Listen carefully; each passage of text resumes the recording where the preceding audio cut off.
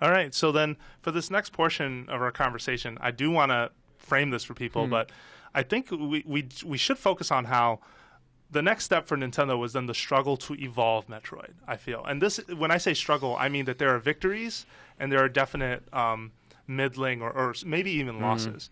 So I'm going to go through the games that I'm trying to tie this to. And we're going chronological if you haven't noticed on this podcast. So it wasn't until 2002 that we would see Metroid again. From 1994 to 2002, there was no Metroid. They skipped Nintendo 64. Do you remember Metroid 64? What was there of that exactly out there? Do you remember? I can tell you. There wasn't anything shown ever. Yeah. So there was rumors it was being worked on. Maybe my brain is filling in blanks. But no, there wasn't anything shown. There were never any weird hazy screenshots or anything like that? No, there was some stuff later. With Metroid 64, this was like the question you as a games journalist would always ask Miyamoto. And then Gunpei Yokoi, of course, had died in a car accident, right? I think 97 or something like that, right? Yeah. And so it almost became, at first it was kind of like this toxic question because, Yokoi, who was so attached to the franchise too, you didn't want to bring up, you didn't want to bring up the memories. But then over time you'd be like, okay, N64, how are we going to see a Metroid game? And like, it was always the air-sucking answer, like, not sure who would tackle that. And then at one point in an interview, Miyamoto is like, we're really thinking about it. And, we got some ideas. And then everybody was like super excited saying Metroid 64 is happening. Yeah. And then next time you saw him, it was like, when I said we were excited, I meant that maybe we'll one day make another Metroid game, right? Like, it was this constant back and forth of, we should really do that. Or, we're doing it. Maybe some mistranslations there. And, like, backpedaling saying, no, sorry, there's nothing in the works. Yeah. And when did we end up seeing Samus in Smash? For the first time. That was on the N64. Was it on the N64? So, that was in the first Smash Brothers. Yeah, I was going to bring that up. That basically the only time you ever saw anything Metroid was in the opening or in Smash Brothers for Nintendo 64. Yeah. Samus was part of the opening, and that was it. You never saw Samus again because it never materialized. Metroid 64 never came together, despite Super Metroid being this amazing thing. But then you move forward in time to 2002, and they decide to release not one, but two Metroids on the same day. November 17th, 2002. Metroid Fusion and Metroid Prime. And it felt like it was sort of like future and past came together, right? Because Metroid Prime was visually the future in terms of here is a first-person perspective video game. They were careful not to call it a shooter. They kept calling it, remember, first-person adventure was the word words you saw in all the articles. Again, shooter, not a good kind of genre for Japan, right? They wanted to avoid that stigma. And then on Fusion, on the Game Boy Advance, you got more of the traditional 2D style. But what I don't think people really realize is that even though the tech on Prime was the future of how the game would be presented, Fusion was the future of what they were trying to do in terms of presentation. 100%. Yeah. Prime felt like the sequel to the original more than any game in the franchise did.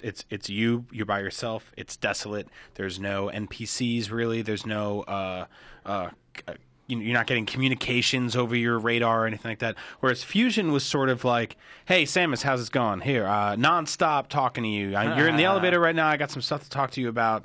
And that permeated Metroid Prime 3, permeated Other M. That sort of, and it took a lot of people out of it. I remember a lot of people's criticism at the time was that it took away that desolation that we were talking about earlier of having just this space pirate out there. Well, she spoke, and no one liked what she had to say. Yeah, when you say she spoke, you didn't hear her. You just read the saw text, right? Her thoughts, and it was a lot of sort of reminiscing and dwelling on the other characters and the mission she's on, and it Metroid Fusion, I will say this at this table without reservation, is still a great game. Yeah. But it is the chatty Cathy of the Metroid series, right? It's got a little Kid Icarus in your Metroid there. Yeah, way too much talking. Yeah. It also and that turned a lot of people off. The way it would click over to the map screen and pan away from where you were to where you needed to go. Mm-hmm. Well, they were directing you, right? Yeah. To me, it took away a lot of the exploration that I was so used to from the franchise. But you know what? Super Metroid was doing that a little bit too. Not to a huge degree, right? I mean, you had map rooms that would kind of download and show you things, but yes, this game was saying, okay, you're in point A, here's point B, but show you nothing in between. Yeah. And you would have to piece together the rooms and find your way there. So the exploration aspect was still there, but they were very much trying to help people get over the hurdle of the intimidation factor, right? Yeah. Like, I don't know where to go. Well, there you go. That's where you want to be. To me, when I look at both of those games, Metroid Fusion looks so Japanese, and Metroid Prime, while really looking like true to the Nintendo franchise, is an American game, right? Yeah. Like there's a real difference in the visuals, the presentation, and the gameplay style as well. Metroid Fusion, like just think about how they changed the suit, right? Like it's much more like kind of skinny, and she looks like Aquaman or something. It's super colorful. Like all the levels are way more colorful, whereas Metroid Prime went for that more realistic kind of desolate look. And I feel like having those two games released at the same time was so great because you got these two facets of what Metroid kind of used to be like. You get that game going into two different directions.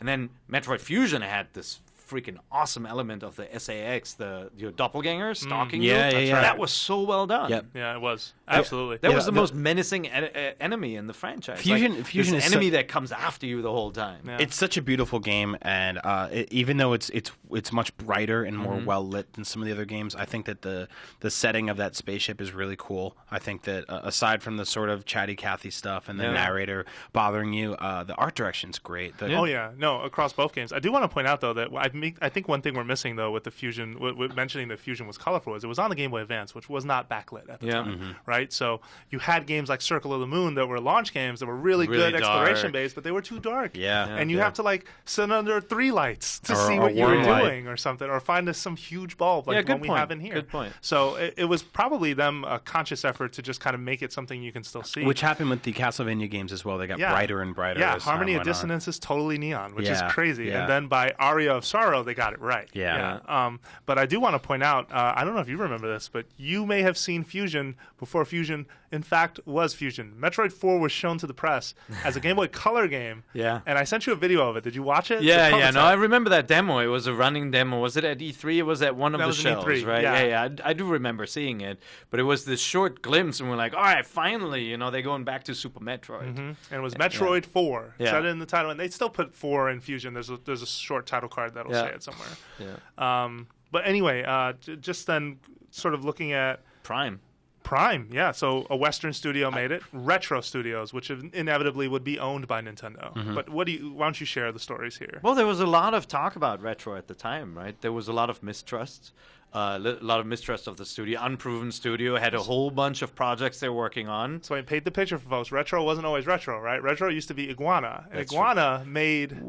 some of the guys. Some of the guys. And Iguana made the Guy game, believe it or not. They also made... Turok. They also made Turok. So it wasn't the exact same team as the Acclaim Studios guys, but there definitely were, Jeff Spangenberg, who headed up the studio, came over.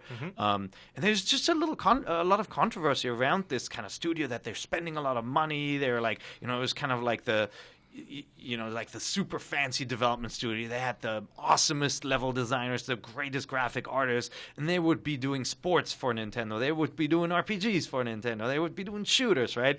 A racing game with guns, like a Twisted Metal kind of game. So all this stuff was there, and you never actually saw a game. And you had to kind of trust that, okay, these guys knew what they're doing with Turok. Turok, the first 2 games are good. The third one is actually fun too, kind of like almost like a Titanfall of its day, all multiplayer, right?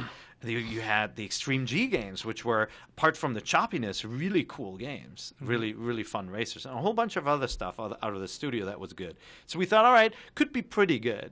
But there was mistrust. There were reports of excessive parties, like Spangenberg involved, and you don't know. Maybe it was all blown out of proportion, but there was then this kind of like, oh, they're never going to get anything done. And you did get the sense that at one point Nintendo went down there and put the kibosh on a lot of stuff and said, you will now focus on one game. You're going to cancel all this other stuff. No more football. No more beautiful RPG. Look cool though. No more shooting cars. And they were assigned to this one game, Metroid Prime, which at the time was not called Metroid Prime, and was a third-person game in 3D. So this was meant to be like a Mario 64 Sunshine, like third-person perspective type of game. Okay. That's how they started off. Yeah. And then we didn't hear anything about it for a while until these first screenshots came out. Like, unceremoniously, we were super excited to see more. Suddenly these screenshots come out, and it looked kind of like Armorines, which was another Acclaim Studios Iguana game, right? And then we're like, oh no, they're going to turn Samus and Metroid into Armorines. We're really worried about the game. Mm-hmm. And then it was right before. Sorry, if you guys want to weigh in, please. I feel like I'm talking. No. But there was this one, like as we're heading towards E3, where the game was supposed to be unveiled. We knew a lot of the guys over at Retro, and obviously a really good team. They were super frustrated that they weren't able to talk about the game, and so through 15 different corners, we learned that the game would be in first person, right? And we're like, what? Double take? Wait, first person? So in 2002, the idea of a platforming game in first person was heresy because no one had really figured out how to make it smooth and comfortable in terms of platforming. I think movement on the ground was fine, but no one had gotten it right. I think in 2014, a platforming first person game is still. You still get a little worried about it. Now, Titanfall pulled it off great. But, yeah, at the time, I remember Mirror's Edge, I remember knowing that it was former Iguana developers. And I remember I played a lot of Turok. Mm-hmm. And I was worried as hell. Because you couldn't land a jump in Turok. And there was a lot of jumping. But they made you jump, And they made you jump. And I said, I grew up playing Metroid. Metroid, it's a platforming game. Precision. With precision and exploration, like all of these things need to be there. If you just give me long tunnels with monsters to shoot, you miss the point of Metroid. And I remember starting Prime and jumping for the first time and landing on something and being like, holy crap, they did it. Yeah. So but when we first heard it was first person, we didn't think, okay, they're going to nail this. We thought, wait a second, this is going to be Doom. We thought this game was going to be turned into first-person shooter. We didn't write that story, so we kept on pushing, and we wanted to get more information. As we were heading towards the Nintendo press conference, and we knew the game was going to be revealed there, and so we wanted to get the story done, but we wanted as much detail as possible. We dug it up, and we got our source to tell us, no, it is absolutely like Metroid, but it's in the first person. Trust me, it's going to be awesome. And so what I did, I sat down and I mocked up a fake screenshot of what the visor would look like, because the big catch was, it's going to be awesome. You're going to have this visor. It's going to feel like you're looking through the eyes of Samus. So we posted this article called "Through the Eyes of Samus." Put my bad Photoshop mock-up into it. Wait, what did you Photoshop? Is it still out there? It's still out there. Oh my God, really? It looks horrible. It's like I probably read that article. No, but it looks exactly like the visor and the interface in Metroid. Nailed it. It was a little bit of luck too. I have to admit. I just kind of said, how would they do this interface and do it? And like as our guy described it to us, kind of put it down in this image. We published a story and Nintendo freaked out. Really? Yeah. Who have you been talking to? So that was kind of an indicator that we nailed it, right? Mm-hmm. But they were freaking out, and like they like people were looking for us, like. Even at E3, it was like, hey, I just bumped into so and so, and they're like looking for you. It's like, well, okay, wow. They were not happy that we kind of broke this the secret. Now back on the IGN site, on the message boards, people are freaking out in a different way. There was a big contingent of people who said, IGN, you guys are crazy. That's not true. And you made that up, right? And then they went to all the other message boards too, going like, IGN is saying this is a first-person game, and then it kind of got split into, now they've ruined the franchise, right? Like everybody there were very few people who said, oh, cool, this sounds like a good idea. Virtually nobody. Everybody said, this is going to be ruined, or IGN, you guys are a bunch of hacks. That was the message. And so when it was shown at the conference, we kind of silently high-fived each other because we're like, we're starting to sweat because we're like, okay, what if it's wrong? Yeah, of course. And no one wants that. But it worked out. Yeah, and then guess what? It looked good. Yeah, and guess what? It was also probably, and I will say this also here, one of the last times I felt a Nintendo game kind of shook the industry in terms of, look at how technically advanced and amazing this looks. Like this was the best thing you could see in 2002. I challenge you, anyone who's listening to this who says something looked better in 2002, on a console. It still looks really good. They just did the right kind of enemy design and the right kind of pacing. Like, it was ridiculously polished. I felt that way, only a few times, like with games like Mario 64, later with Uncharted 2, where I'm like, why is this game so good, right? Yeah. Like the set pieces. Metroid Prime, you play the first level, and we were able to play the demo at E3 behind closed doors. We locked ourselves in a room. Nintendo basically give us access, lights off, and just played this demo like 5 times in a row. And it was the first, like the beginning, right? The space station with the space pirates and the quick boss fight and then evacuation. And it was just perfect. Like, everything about that beginning is perfect. The way they teach you to shoot the barriers. That's right. The way you see one of the little creatures scurrying into a vent, and you're like, oh, I can go into the vent. The way you turn the gravity on. And the things fall down. The way your visor fogs off. When scanning, it teaches you how all of that works in just a very short demo. Yeah. And it was all just, you kept on going, and we're like, oh my God. Then there's like a dead space pirate, and like he moves and shoots at you. And like every moment, every step of the game, like it taught you something about the world. It connected you to the lore of the old games, and then it just impressed you with the visuals. Yeah. Right? Like all the overlays, like the way they have these weird orange holograms. Like, what great style. Well, and it was such art direction. Something that, and I give them a lot of credit, Retro Studios, because at the time, we're talking about 2002. This was a year after Halo, right? And Halo redefined what the first-person shooter was on console, made it work on a controller. Prior to Halo, Combat Evolved, it was not done right. It was done plenty of times. There were plenty of games that tried. And yet these guys still, rather than go with free look, said, you know what, that C-stick is going to be the switcher visor. Yeah. And you know what, this button is going to do that. And we're going to stick to this thing. And despite using a control scheme that, by all accounts, in 2002 is outdated, it got nothing but critical praise. Yeah, I mean, right? they had lock everything. on. Yeah. Yeah, there were people who were used to other FPS games at the time, right? Like, obviously, Half-Life was a big deal. Well, still, PC, and like, it was compared most often to Half-Life, the way it told the story, with kind of like the beginning setup and everything.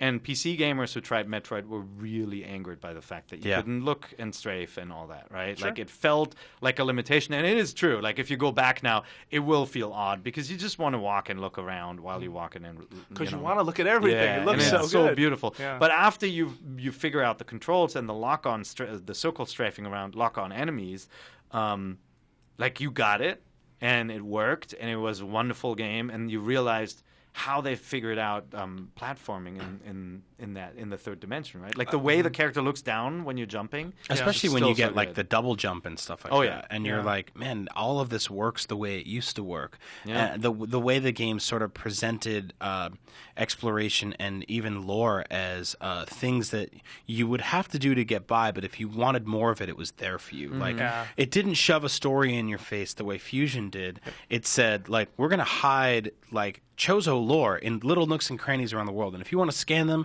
and go into the menus and read them for hours and hours, you're going to learn more about Metroid than you ever did. But if you don't care, you can still run around, just shoot things, blast things, and beat bad guys. And it actually taught you something about Samus, too. I really appreciated the kind of dual angle storytelling in that game. Like, you read some notes from the space pirates, and they're like, the hunter is coming. Like, you are the bad guy in their eyes, and you're, like, terrifying them. And as a player, you're like, haha, that's right, I'm coming for you. But then you also read a message that says, hey, this Metroid just killed like 8 people. And you're like, I don't know if I should be this guy. See, this exactly. sort of excited. And I mean, there's one thing I have to say, which is just one of my favorite moments in video game history, is when you walk into Fendrana for the first time. Yeah. And it just, the world opens up and there's snow everywhere. And the music changes, and it's one of the most beautiful vistas you will walk into ever in a video game. And at the time, it just it floored me how cool that looked, and how I just wanted to go climb on everything and shoot everything and jump on it. It was like walking outside on a snow day for the first time and just looking around and being like, I don't even know where to start. This is all amazing. Sure. And then the other thing, which I, again, like going back to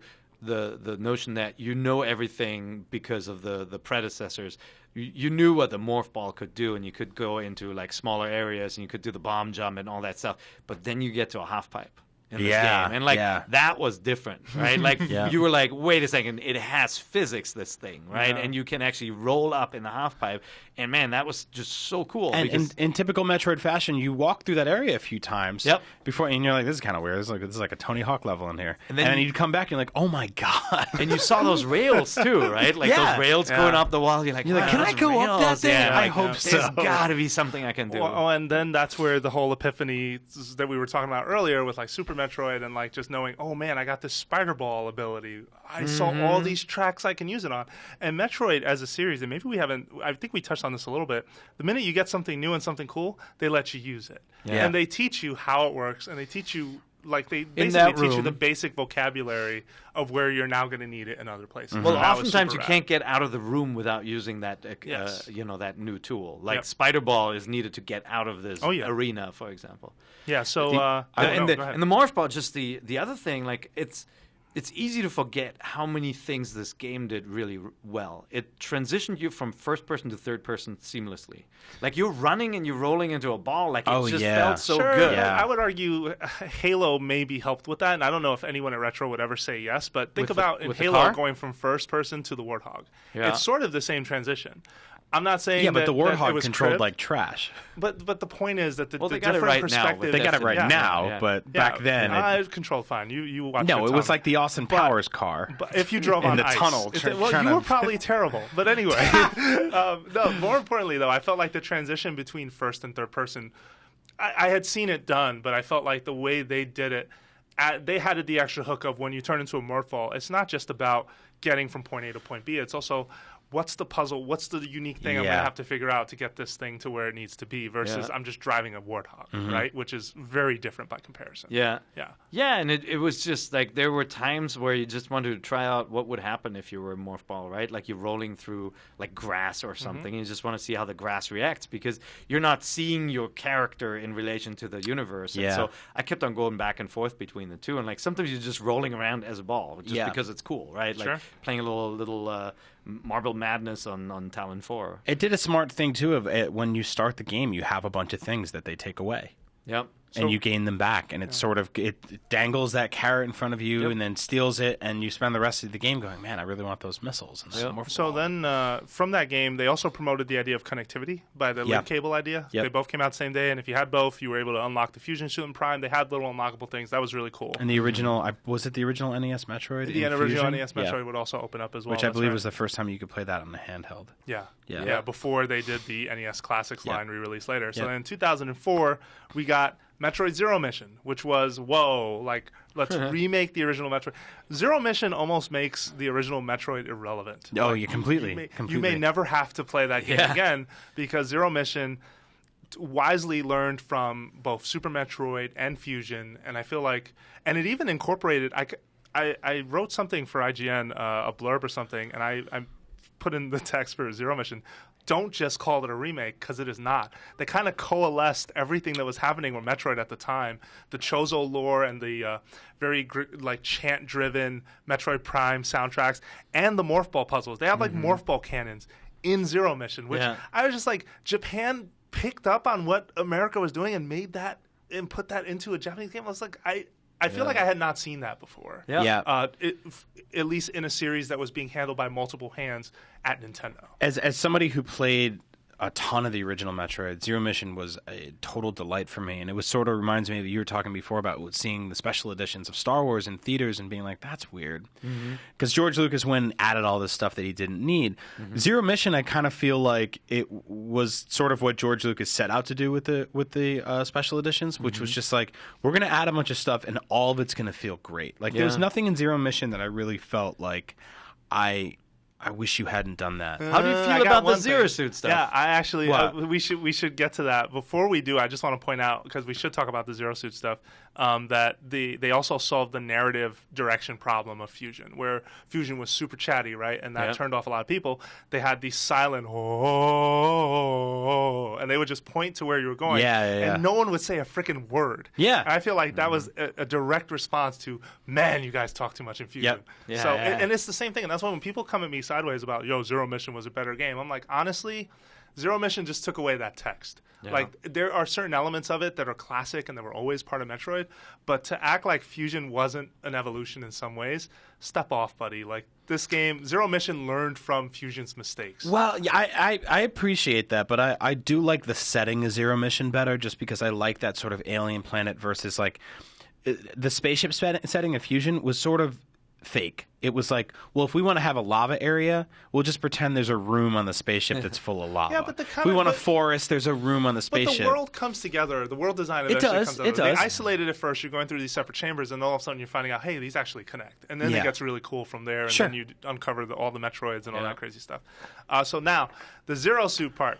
Not a fan today. I was a fan in 2004. I thought, wow, this is so cool. This is backstory. This is how she got the big shoulder pads and all that stuff. Which by the way, she had in Metroid too. I played it, I want to say a month ago. Tedious stealth. Because it's no longer a break from the game for you. Yeah. You know, it's like it was at the time. I liked it too. You know, I was like, wow, they really changed the stupid stun pistol and all of that. You know, but it was a cool kind of scary part of the game where you're trying to sneak through. Yeah, they take away all your powers. They basically took you down on the way from the space station, and it was like, whoa, there's an extra chapter in here. What are you talking about? Yeah. And so I feel like the novelty of knowing that at the time. I was in love with that part of the game. I go back to it now knowing what it is, and I'm just like, this is very hit or miss stealth. Doesn't feel as like a solid stealth game. They just kind of did what they could with what they had. It's weird. It's weird for the franchise, for sure. Absolutely. All right, and then going into, I mean, we probably don't have to spend a ton of time on this, but Prime 2 Echoes comes out November 2004. 2 years only. 2 years only. After Prime. And the same month as Halo 2. Which was a juggernaut with huge expectations in terms of what it was going to do online with multiplayer. And it feels like as much as Prime 2 gets a lot of things right and they tried to develop their own ideas, this is where the struggle begins. It's where Retro couldn't figure out what was next. Prime 2 is Metroid's Skyward Sword to me. Yeah. In that it's fundamentally all there, but it doesn't come together to something that I really love. Okay. And Prime 2 was a big disappointment for me. I didn't like how they were neck and neck with Halo, and they were in a way Prime was going in its own direction so differently.